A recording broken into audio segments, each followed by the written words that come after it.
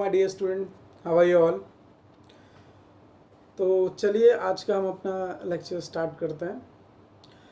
Previous हमने अभी तक चैप्टर नंबर 1 और चैप्टर नंबर 2 फिनिश कर चुके हैं हम लोग, और आज हम चैप्टर नंबर 3 से स्टार्ट करने वाले हैं इस वीडियो को। मे बी ये चैप्टर हम 2 या 3 वीडियोस में ख़त्म करेंगे। पॉसिबल है 2 वीडियो में ख़त्म हो जाए, तो आज हम इसका फर्स्ट पार्ट रख रहे हैं। उससे पहले मैं आपसे एक बात कहना चाहता हूँ, जैसे कि कोई भी वर्क अगर होता है तो हम क्या करते हैं, उसको कंप्लीट करने के बारे में सोचते हैं या उसको स्टार्ट करने के बारे में सोचते हैं। फर्स्ट ऑफ ऑल हम उसको स्टार्ट करने के बारे में सोचते हैं, और उससे भी पहले कई लोग ऐसे होते हैं कि ये सोच लेते हैं कि ये वर्क हमसे होगा या नहीं। तो दिस इज़ द प्रॉब्लम। जब हम ये सोच लेते हैं ये होगा या नहीं, इसका मतलब क्या है? इसका मतलब ये है कि हमने पहले ही 50% अपने वर्क को ना होने के लिए अपने दिमाग को तैयार कर लिया है कि वर्क हमसे नहीं होगा। जैसे एक एग्जांपल ले लीजिए, मान लीजिए आपके पास कोई क्वेश्चन आता है, बड़ा सा क्वेश्चन है, साइंस का हो गया या मैथ्स का हो गया, काफ़ी बड़ा लेंथी क्वेश्चन है, एसएस का हो गया। तो आपने सोच लिया ये तो बहुत बड़ा क्वेश्चन है, ये तो मुझे लर्न ही नहीं होने वाला। तो जहाँ आपने ऐसा सोच लिया तो वो रियल में आपको लर्न नहीं होगा। तो इसे क्या कहते हैं?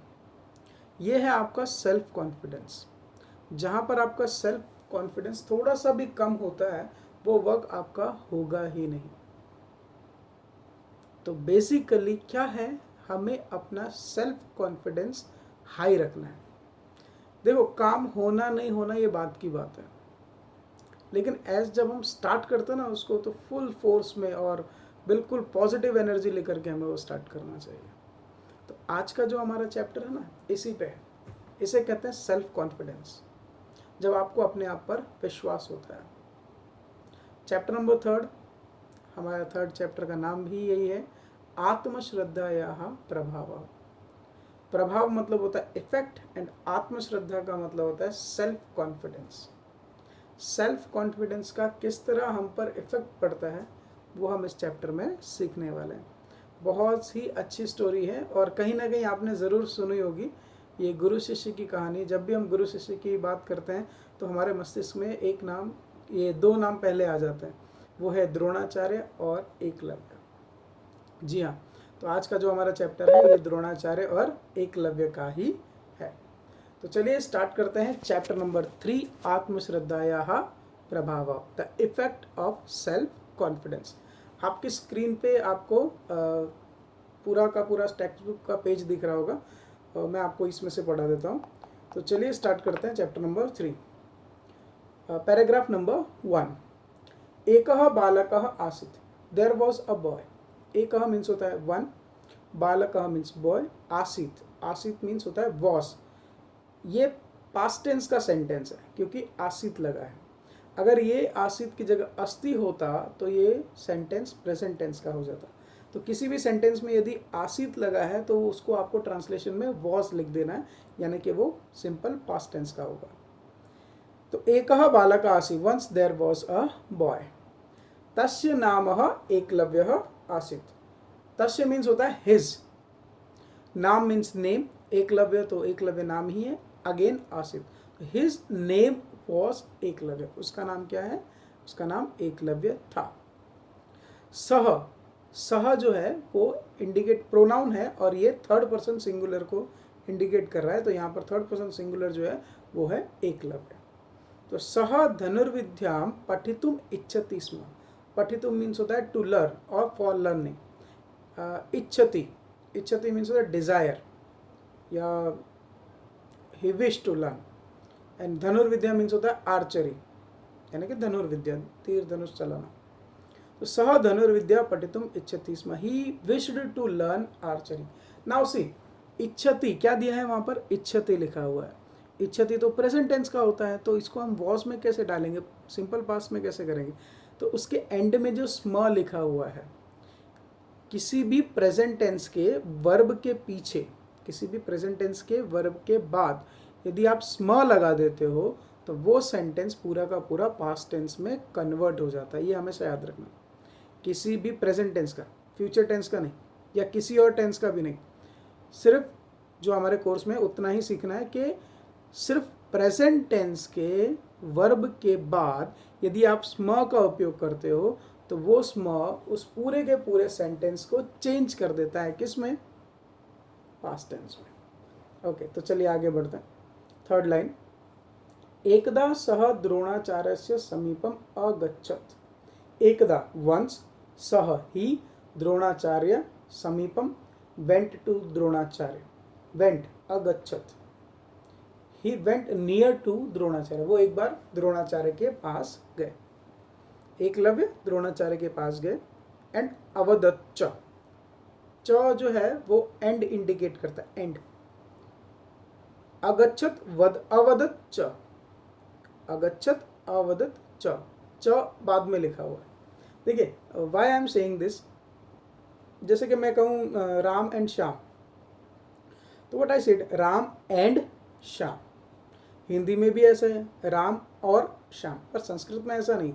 संस्कृत में क्या होता है, ये जो और एंड है ये हम लगाते हैं बाद में। जैसे कि राम और श्याम ना, तो संस्कृत में ऐसा नहीं होगा, रामः श्यामः च, च बाद में लगेगा। तो he went to Dronacharya and said, अगच्छत् अवदत्। अगच्छत् पास्ट टेंस है, अगर प्रेजेंट होता तो क्या होता, गच्छति, ठीक है। अवदत् इसको प्रेजेंट में कन्वर्ट करो तो वदति, ठीक है। तो यहाँ पर है अगच्छत् अवदत् च, वो गया और उसने बोला। नाउ इन्वर्टेड कॉमा में लिखा हुआ है, तो जब कोई सेंटेंस कोई बोल रहा हो, किसी सामने वाले पर्सन को बोल रहा हो, तो वो इन्वर्टेड कॉमा में लिखा जाता है। ही सेड गुरुदेव अहम अपि धनुर्धर भवितुम इच्छामि। गुरुदेव means Gurudev, O teacher you can से। अहम मीन्स आई एम, हमने चैप्टर नंबर 1 में पढ़ा था प्रोनाउन में। अपि मतलब होता है ऑल्सो, धनुर्धर आर्चर, भवितुम बिकम, इच्छामि it is my wish to become a archer. O master, O teacher, it is my wish to become an archer. एक आर्चर बनने की मेरी बहुत ज़्यादा इच्छा है। कृपया माम स्वीकरोतु, please accept me, please accept me, आप मुझे स्वीकार कीजिए। प्लीज, कृपया मीन्स प्लीज, माम मीन्स टू मी, स्वीकुरु मीन्स एक्सेप्ट, कृपया आप मुझे एक्सेप्ट कीजिए। इन्वर्टेड कॉमा क्लोज, तो यहाँ पर उनका सेंटेंस, एकलव्य का सेंटेंस अपने गुरु के लिए यहाँ पर खत्म होता है। आचार्य प्रत्यवदत, आचार्य मीन्स टीचर, प्रत्यवदत मीन्स होता है रिटर्न में आंसर देना, यानी कि एकलव्य ने प्रश्न पूछा और इन्होंने यहाँ से आंसर दिया, उसको प्रत्यवदत कहते हैं। अगेन इन्वर्टेड कॉमा में जो द्रोणाचार्य ने बोला है वो, अहम कौरवान पांडवान च पाठयामि। देखिए, कौरव पांडव च, वापस च बाद में लिखा है ना, तो किसी भी दो चीज़ हो, तीन चीज़ हो या कोई भी चीज़ हो, ये च जो है वो हमेशा कहाँ लगता है, एंड में लगता है। कौरवान मीन्स कौरव एंड पांडवान मीन्स पांडव, जानते हैं ना आप कौरव पांडव को, ओके। पाठयामि, आई टीच, मैं इन लोगों को पढ़ाता हूँ। द्रोणाचार्य से कि मैं इन लोगों को पढ़ाता हूँ, कौरवों को और पांडवों को पढ़ाता हूँ। I teach Kauravas and Pandavas. Then अहम भवतः शिष्य रूपेण स्वीकारम कर्तुम न शक्नोमि। अहम मीन्स आई एम, भवतः मीन्स योर, शिष्य रूपेण in the form of student, as a student you can say. स्वीकारम मीन्स होता है एक्सेप्ट, कर्तुम मीन्स होता है टू डू, न शक्नोमि I can not accept you as my student, I cannot accept you as my student। Dronacharya ने यहाँ पर एकलव्य को साफ साफ मना कर दिया कि मैं आपको अपने स्टूडेंट के रूप में एक्सेप्ट नहीं कर सकता, क्योंकि मैं कौरवों को और पांडवों को पढ़ाता हूँ। द्रोणाचार्य का मना करना हो गया। अब देखते हैं कि एकलव्य क्या कहते हैं। Eklavya says, he didn't say anything, वहाँ पर लिखा है कि परंतु, बट आचार्य प्रति, टूवर्ड्स आचार्य, प्रति मीन्स होता है टूवर्ड्स, तस्य श्रद्धा, हिज फेथ, श्रद्धा मीन्स फेथ, शिथिला न अभवत, शिथिला मीन्स लेस, न मीन्स नो, अभवत means became. So the faith towards his teacher did not become less, उसका जो फेथ था अपने टीचर के प्रति वो बिल्कुल भी कम नहीं हुआ। यानी हम सोच सकते हैं कि भाई मना कर दिया तो हो सकता है वो अपने गुरु को अच्छा ना माने, परंतु ऐसा नहीं था। उसने अपने मन से उनको गुरु माना था। तो जब उन्होंने मना कर दिया द्रोणाचार्य ने, फिर भी गुरु के प्रति उसका जो फेथ था वो बिल्कुल भी कम नहीं हुआ। तो चलिए आज के लिए हम स्टोरी इतना ही रखते हैं, मिलते हैं नेक्स्ट वीडियो में। So stay home and be safe और पढ़ते रहिए।